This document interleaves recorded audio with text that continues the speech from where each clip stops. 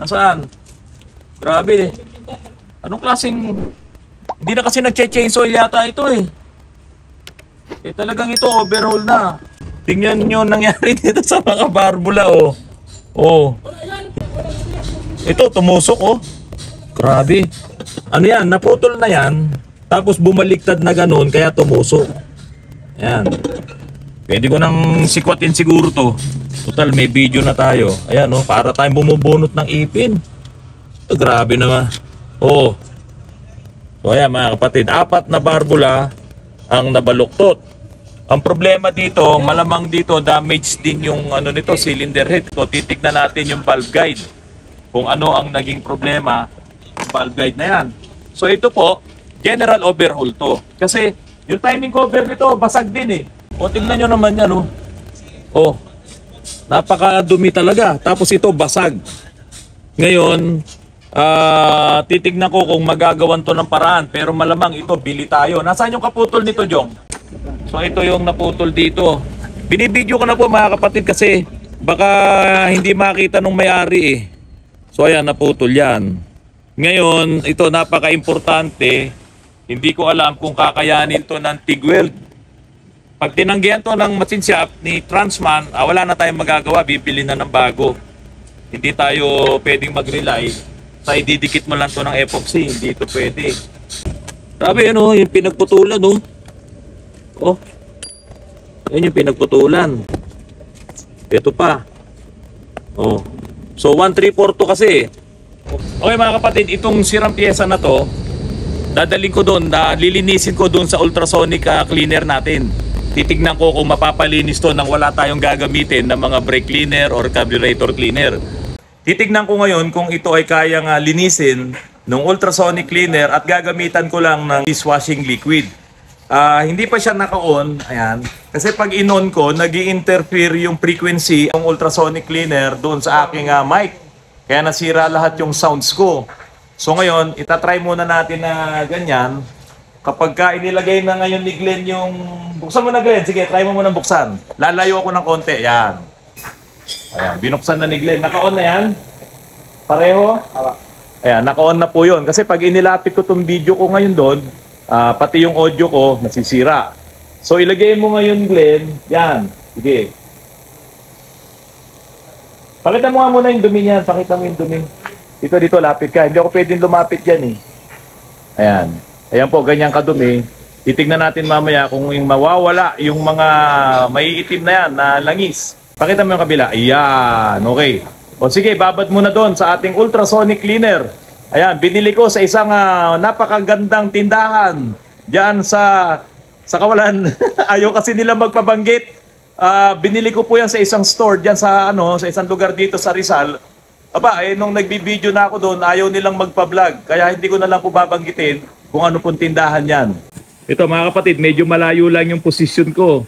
Kasi pag lumapit ako doon, magi-interfere yung yung frequency ng ultrasonic cleaner.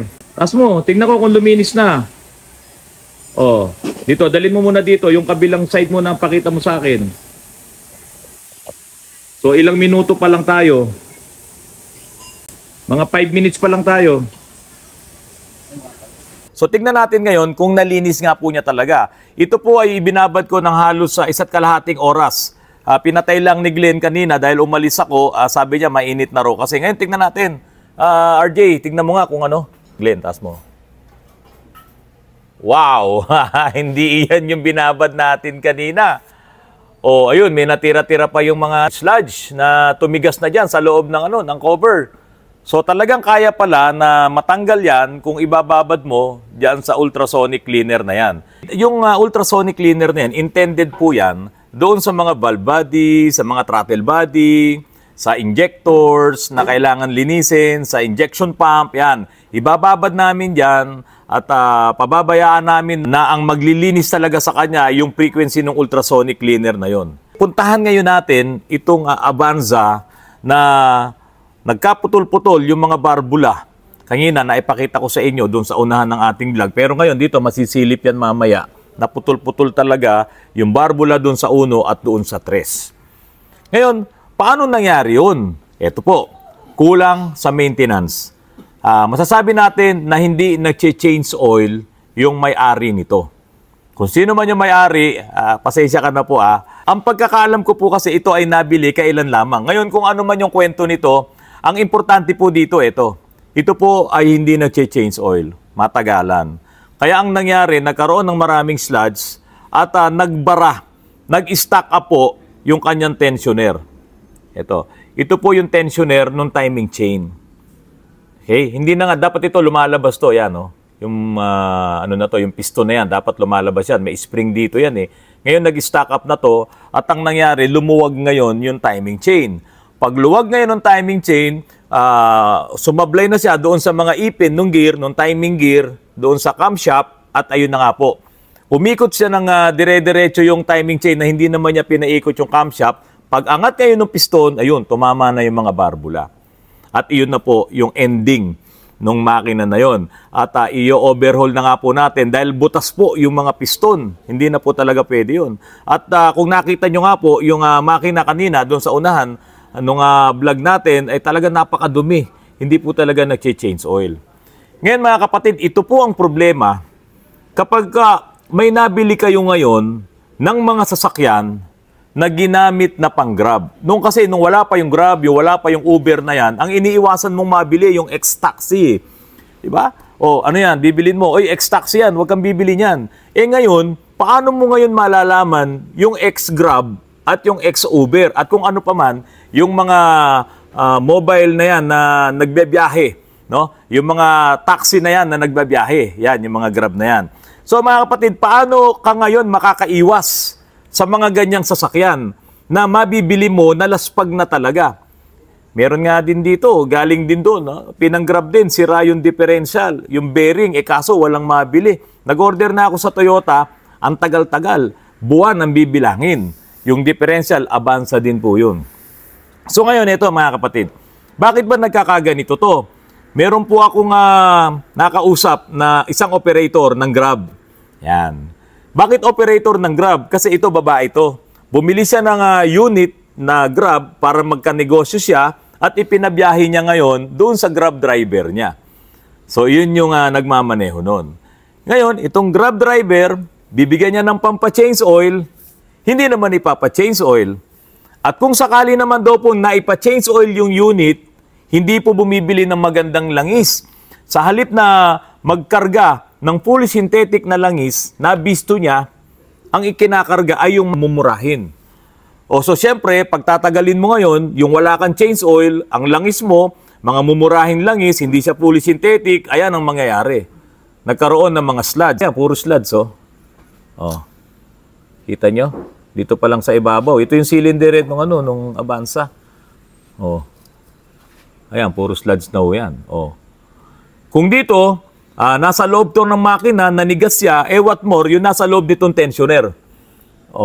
Siyempre, nanigas, hindi na ngayon na gumalaw-galaw tong tensioner, lumaylay, lumundo, yung timing chain, tapos kumabyos doon sa ipin, doon sa gear, ayan umikot ng umikot yung sigunyal, nag-aakyat baba yung piston, yung pala dumaplis na dito sa camshaft. Ano mangyayari? Pagbaba ngayon ng dalawang barbula, uuntog ngayon doon sa piston kasi hindi na siya naka-timing.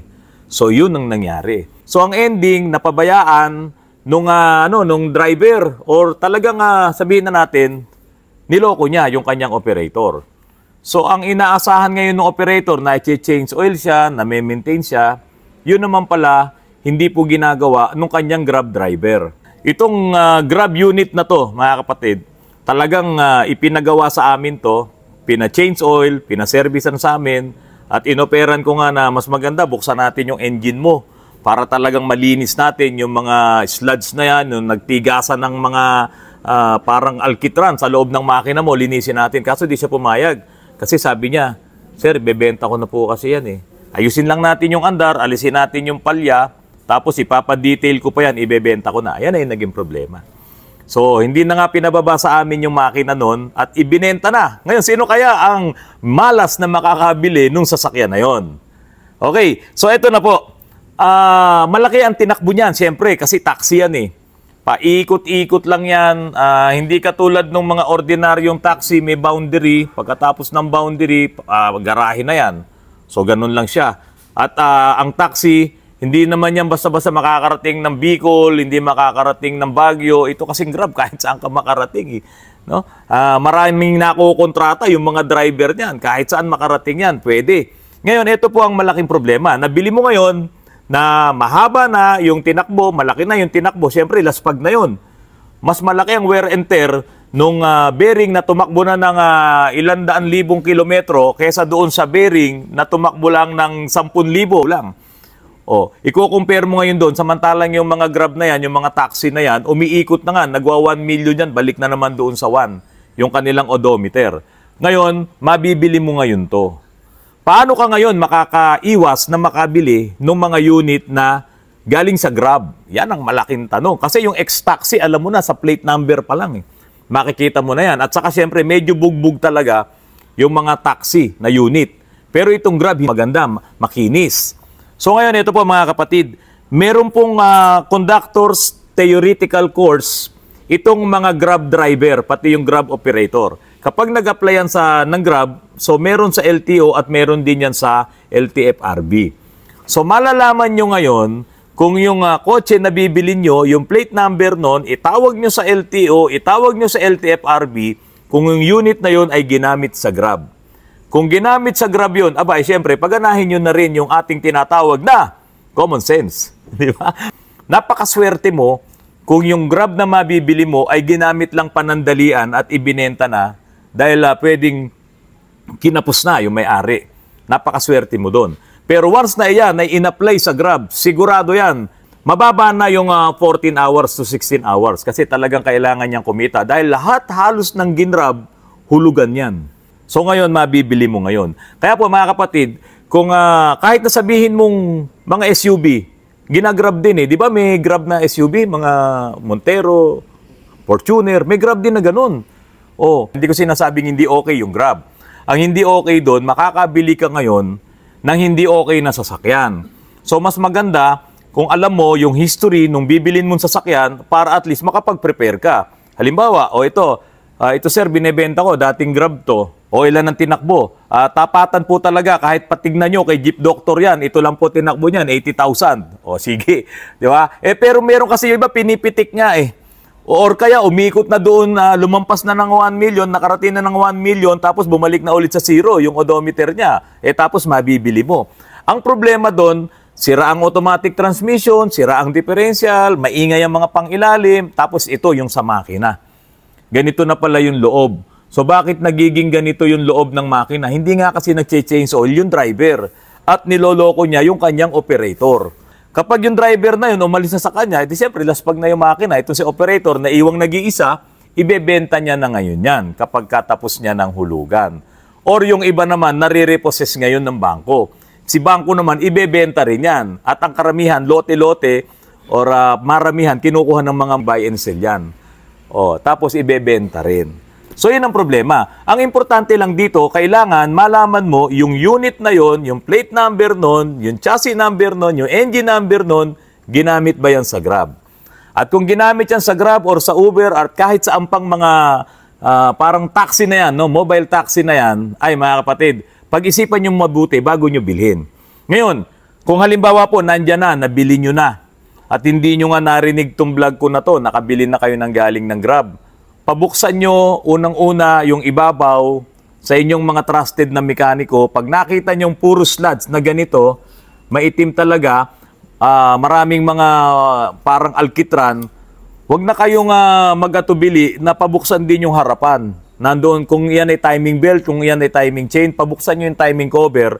Kasi nandoon yung mga, yung mga tensioner, merong bearing at merong katulad nito na pwedeng magkaroon ng problema, pwedeng masira itong tension nito at mag-stack up at kapag dakay po ay dudulas ang inyong timing chain or pati ang inyong timing belt at magkakaroon talaga kayo ng problema.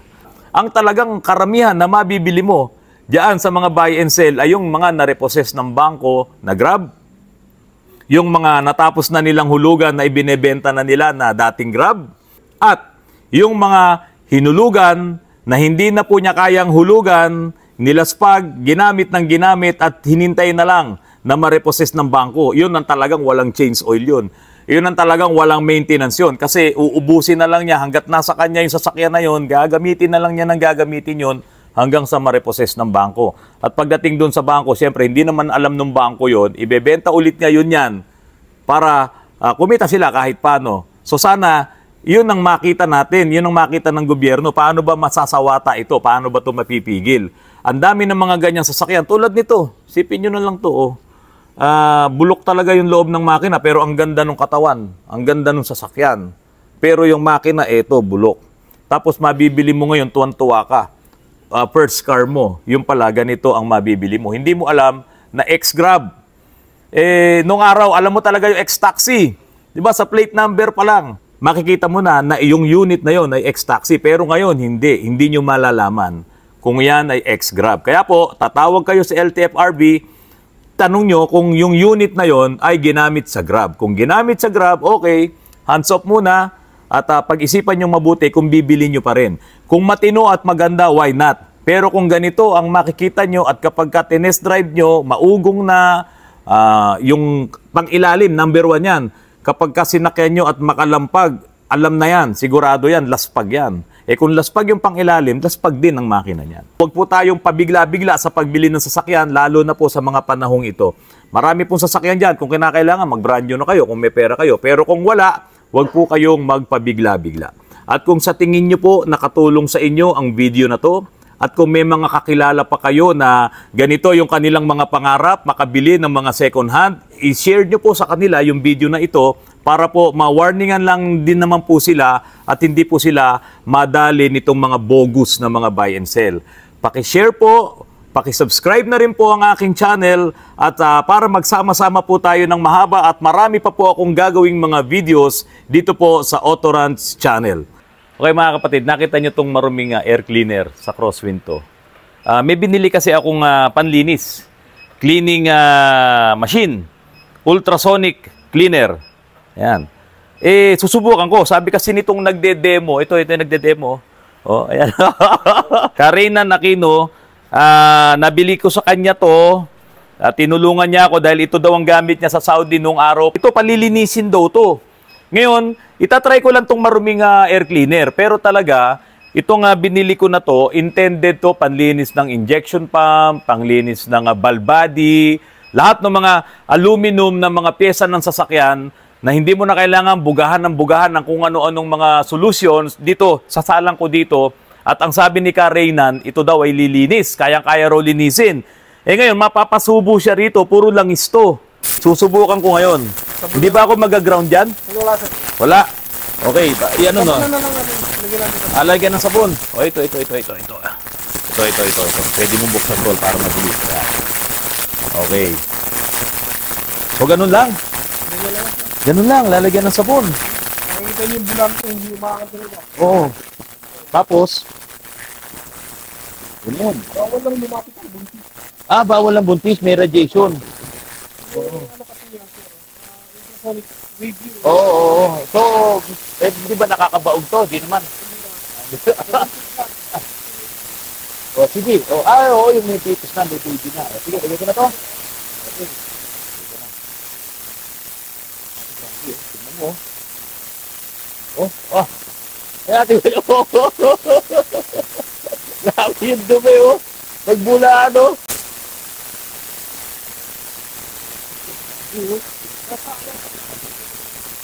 Mga kapatid, magandang gabi po at maraming salamat po sa inyong lahat.